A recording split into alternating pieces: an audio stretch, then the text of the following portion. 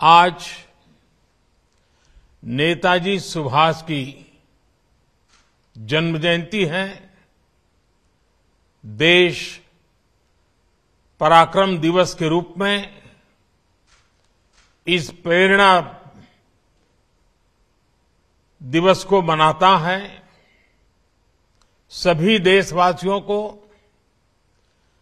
पराक्रम दिवस की अनेक अनेक शुभकामनाएं। आज पराक्रम दिवस पर अंडमान निकोबार द्वीप समूह में नई सुबह की रश्मियां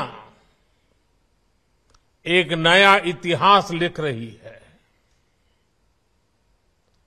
और जब इतिहास बनता है तो आने वाली सदियां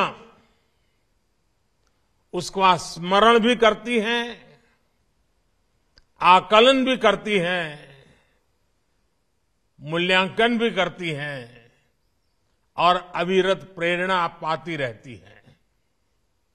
आज अंडमान निकोबार के 21 द्वीपों का नामकरण हुआ है। इन 21 द्वीपों को अब परमवीर चक्र विजेताओं के नाम से जाना जाएगा। जिस द्वीप पर नेताजी सुभाष चंद्र बोस रहे थे, वहां उनके जीवन और योगदानों को समर्पित एक प्रेरणा स्थली, एक स्मारक का भी आज शिलान्यास हुआ है। आज के इस दिन को आजादी के अमृत काल के एक महत्वपूर्ण अध्याय के रूप में आने वाली पीढ़ियां याद करेगी। नेताजी का ये स्मारक शहीदों और वीर जवानों के नाम पर ये द्वीप हमारे युवाओं के लिए, आने वाली पीढ़ियों के लिए एक चिरंतर प्रेरणा का स्थल बनेंगे। मैं अंडमान निकोबार द्वीप समूह के लोगों को और सभी देशवासियों को इसके लिए बहुत बहुत बधाई देता हूं। मैं नेताजी सुभाष और परमवीर चक्र विजेता योद्धाओं को श्रद्धापूर्वक नमन करता हूं। भाइयों और बहनों, अंडमान की ये धरती वो भूमि है जिसके आसमान में पहली बार मुक्त तिरंगा फहरा था। इस धरती पर पहली आजाद भारतीय सरकार का गठन हुआ था। इस सब के साथ अंडमान की इसी धरती पर वीर सावरकर और उनके जैसे अनगिनत वीरों ने देश के लिए तप, तितिक्षा और बलिदानों की पराकाष्ठा को छुआ था। सेल्युलर जेल की कोठरियां, उस दीवार पे जड़ी हुई हर चीज आज भी अप्रतिम पीड़ा के साथ साथ उस अभूतपूर्व जज्बे के स्वर वहां पहुंचने वाले हर किसी के कान में पड़ते हैं, सुनाई पड़ते हैं। लेकिन दुर्भाग्य से स्वतंत्रता संग्राम की उन स्मृतियों की जगह अंडमान की पहचान को गुलामी की निशानियों से जोड़कर रखा गया था। हमारे आइलैंड्स के नामों तक में गुलामी की छाप थी, पहचान थी। मेरा सौभाग्य है कि 4-5 साल पहले जब मैं पोर्ट ब्लेयर गया था तो वहां मुझे 3 मुख्य आइलैंड्स को भारतीय नाम देने का अवसर मिला था। आज रॉस आइलैंड नेताजी सुभाष चंद्र बोस द्वीप बन चुका है। हैवलॉक और नील आइलैंड स्वराज और शहीद आइलैंड बन चुके हैं। और इसमें भी दिलचस्प ये कि स्वराज और शहीद नाम तो खुद नेताजी का दिया हुआ था। इस नाम को भी आजादी के बाद महत्व नहीं दिया गया था। जब आजाद हिंद फौज की सरकार के 75 वर्ष पूरे हुए तो हमारी सरकार ने इन नामों को फिर से स्थापित किया था। साथियों, आज 21वीं सदी का ये समय देख रहा है कि कैसे जिन नेताजी सुभाष को आजादी के बाद भुला देने का प्रयास हुआ, आज देश उन्हीं नेताजी को पल पल याद कर रहा है। अंडमान में जिस जगह नेताजी ने सबसे पहले तिरंगा फहराया था, वहां आज गगनचुंबी तिरंगा आजाद हिंद फौज के पराक्रम का गुणगान कर रहा है। पूरे देश में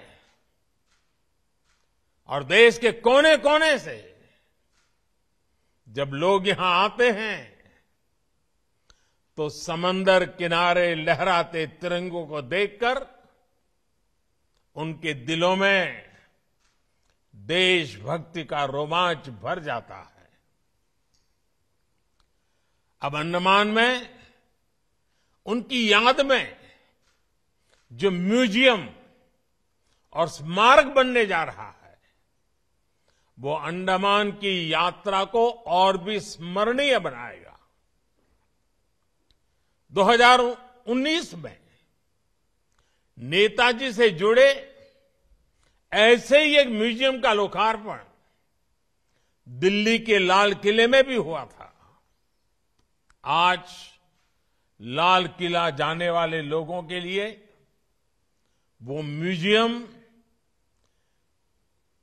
एक प्रकार से हर पीढ़ी के लिए प्रेरणा स्थली की तरह है। इसी तरह बंगाल में उनकी 125वीं जयंती पर विशेष आयोजन हुए थे। देश ने इस दिन को पूरे धूमधाम से सेलिब्रेट किया था।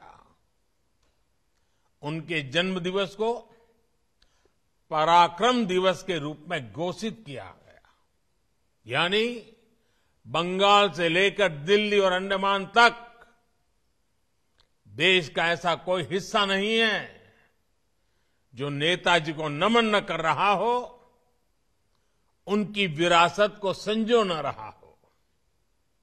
साथियों, बीते 8-9 वर्षों में नेताजी सुभाष चंद्र बोस से जुड़े ऐसे कितने ही काम देश में हुए हैं जिन्हें आजादी के तुरंत बाद से हो जाना चाहिए था,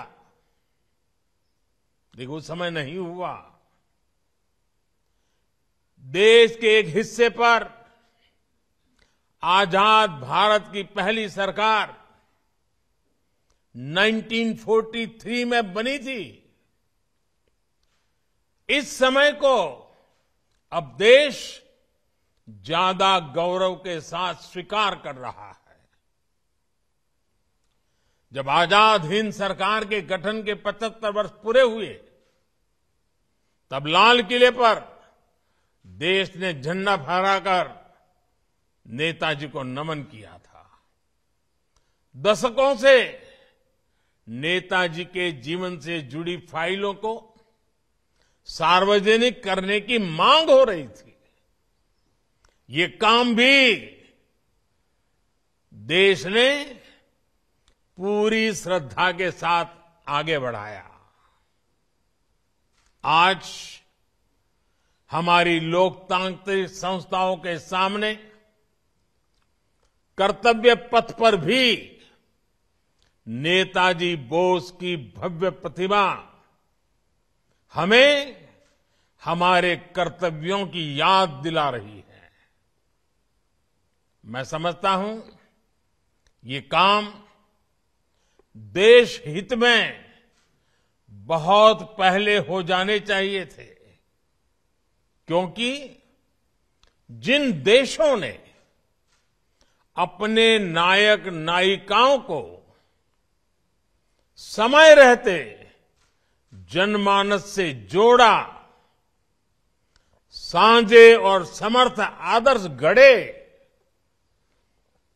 वो विकास और राष्ट्र निर्माण की दौर में बहुत आगे गए।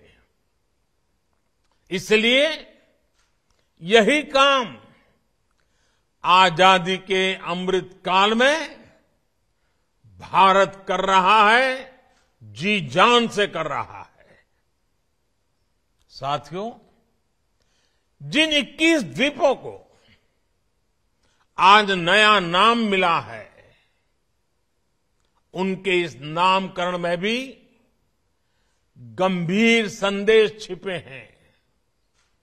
ये संदेश है एक भारत श्रेष्ठ भारत की भावना। ये संदेश है देश के लिए दिए गए बलिदान की अमरता का संदेश।